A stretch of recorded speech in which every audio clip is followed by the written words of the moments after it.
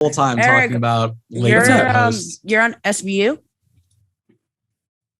Yeah, tomorrow. I have anxiety. I don't really want to do it, to be honest. How'd you get G&E? Local 52 called me. Yeah. Oh shit.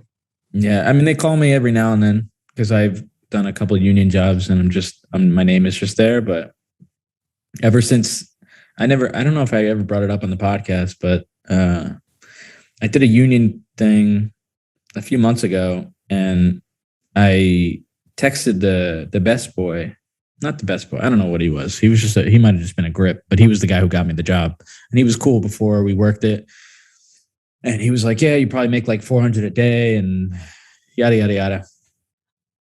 And I didn't understand the concept of the 8 hours and then time and a half, whatever. I just thought, you do 12 hours, you make a certain, whatever. I don't know what I texted him with like the most simple question. And it was like, hey, I'm just double checking, like, what is this number that I'm getting? This is what I just got paid, but you mentioned that I was going to get this. All he had to say was, well, you get time and a half for 8 hours after 8 hours. And I think we only worked a 10 or 11 hour day. Yeah. You did mention it. Oh, fuck. Oh, I did? What? Yeah, you're stuck, but it's okay. Yeah, don't worry. It looks really funny from my screen. It's literally just your arm shaking like this. It was literally like half of your screen was stuck on mine. The other half was like fine. So I was hoping it would correct itself. I thought you were just nervous and you were just I got switching. No, I fixed it, but now I'm on my shitty camera. It's all right. It looks fine. But anyway, long story short, yeah, I'm like kind of nervous to go because I don't know who's going to be there. And I feel like I can find out because I was going to say if my boy. I know the guy, I know the best boy because I don't know him, but when Local 52 called me, I was like, hey, can you give me the number for the best boy? Because I want to text him and let him know, like, I'm pretty green. So if I get there, don't treat me like an asshole because I don't know anything. So basically I told him, I was like, listen, I'm green. So I can understand if you want to go with somebody else, I'm just letting you know beforehand because I don't want to show up and then you think I know everything. And then I'm just like standing around like a dickhead. And he's like, he seemed cool. He was like, come with a good attitude, yada, yada, yada. And then he asked me to work Monday and I said, yes, even though I'm pretty sure I can't do that. But why can't you do that? I do have a dentist appointment. My tooth is getting worse because it got better and then worse, but whatever. I have to go to the dentist on Monday anyway. Well, if Alex Lane is there, tell him I said hi. It's Justin somebody. No, Alex. I don't think Alex is the best boy. Alex is just a grip. But I don't know if he was on for the season. I don't know if he still is. Yeah, I just don't know how I feel about union things. I want to join the union bad and I can't get on the list. And I've had union jobs, so I'm so confused about how the fuck you got on the list. I mean, she told me straight up, she was like, hey, if for whatever reason they find somebody for Friday, because we said you had the job, just if they knock you out, just call and we'll get you another job. So I don't know. Whatever. And it's cool because they keep track of you obviously can keep track of your own call sheets and hours and shit, but she says they have a list of everything that I've worked. So she'll let me know when I'm eligible for the union. Yeah, I know. I mean, by that point, hopefully I'll know things, but I also don't really know how I feel about being a part of the union. I don't really know the pros and cons other than benefits and whatever else. I guess if it's people that I know, I wouldn't mind doing it, but there's a lot of benefits. Yeah, I was gonna say way better pay and protection and all this other stuff. It's way better. Yeah, I was gonna say you're the first person to be like, I don't know if I want to join the union on any kind of level in film. It seems like everyone on every level has been like, yeah, I want to get into DJ. I want to get into local. I want to get into. when me and Jess did the Chinese feature, a lot of people were like, yeah, I don't want to join the union because there's not a lot of freedom. But I never really understood that either because the opposite. There's a lot of freedom. I don't understand that because you can say no to jobs and just, call them whenever you want to work. But also you could work for 3 months, get a solid, decent ass paycheck, and then you can do whatever the fuck you want because you already made a shitload of money. But it might just be a creative thing. Like people don't want to get sucked into that. They want to be able to jump to. I think it's more of maybe for camera people. Like a DP wouldn't really want to join the union because then they're not really. Because then you're like shooting manifest. Who the fuck wants to shoot manifest when they could be? I mean, obviously, if you're, nothing against manifest. No, DPs definitely want to join the union. They just don't want to join the union as a first AC. But I think, and to join as a DP, you have to pay like $15,000. But also, if you join the union, you're not allowed to do like all these independent things. I don't think 600 cares. I don't. Well, then why do people fake their name on call sheets? Because I think it's like you have to get approval, but I think 52 cares. Like certain unions care, but I heard since 600 doesn't get you jobs, they don't care as long as you tell them. That's what I heard. I don't know how true it is. I'm not trying to get in 600. I don't know. To be honest, I would love to just like I love driving the truck. If I could find my way into the fucking Teamsters. No.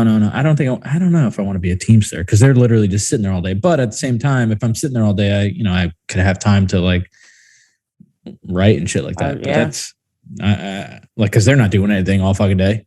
I don't know. I mean, they get there at 4 a.m. They pull the steps out. They, clean the bathroom and then you keep it gassed up. Take a nap in the fucking. And how much do they make? $100 an hour or some wild shit? Yeah, they make ridiculous money. That's silly. Like that's why, but also like it's probably. But they're also like besides locations, like first in, last out. Like those two kind of share that together, where it's like you're not getting anything done if the truck's not there.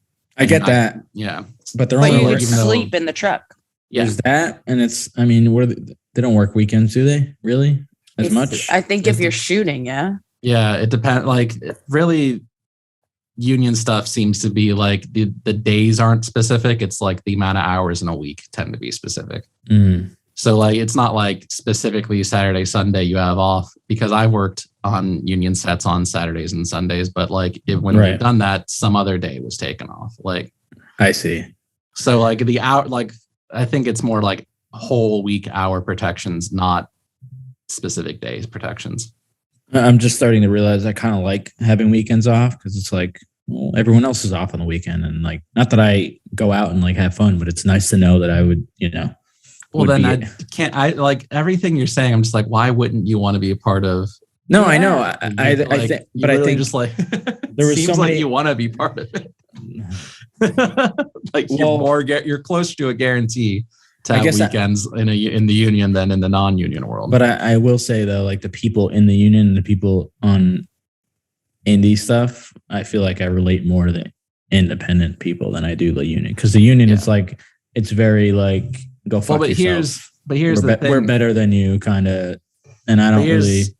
Go ahead. You can be in the union for one department and not other departments. Exactly. So like you don't have to be like, just because you're in the like as like a grip or something doesn't mean you can't do production on non-union sets. Doesn't mean you can't do, like my friend Ian. This is before he was in the locations union, but he was like working union jobs in locations, and then he was doing non-union in art. Like, well, that's why I want to do 52. He just like subdivided it, where it was like, yeah, I like doing the art stuff. Not my like main goal, but there's no reason to go and like get into that union. Yeah. And he got decently high up in that. But now that he's in locations union, it's like he doesn't even have to look for those jobs essentially. Yeah, that's what I want to do 52 for. Because 52 finds you gigs. I'll get my G&E stuff through the union, make my decent money, and then I just DP indie shit. And I'll have time to do it because the union, you work for 3 months if you get a series or a movie. Yeah. Yeah. I mean, it sounds good.